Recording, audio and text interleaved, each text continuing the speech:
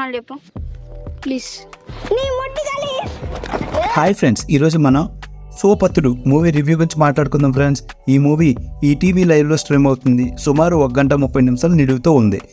ఇద్దరు school friends, best friends అనమాట. వాళ్ళిద్దరూ స్కూల్ టైంలో ఉండేటప్పుడు కరోనా కారణంగా విడిపోతారు. ఇక వాళ్ళు కలుసుకున్నారా లేదా అన్నదే స్టోరీ లైన్ ఫ్రెండ్స్. ఇక రివ్యూ విషయానికి వస్తే మూవీ అయితే మాత్రం ఒకసారి చూసేవచ్చు ఫ్రెండ్స్. ఈ మధ్యగా రీసెంట్ టైమ్స్లో ఎక్కువ మంది యూజ్ చేస్తున్న తెలంగాణ భాషని ఈ మూవీలో కూడా యూజ్ చేశారు. అదైతే మాత్రం కొంతవరకు న్యాచురల్గా అనిపించింది. సినిమాటోగ్రఫీ కూడా విలేజ్ని చాలా న్యాచురల్గా చూపించారు. పర్లేదు, బాగానే ఉంది.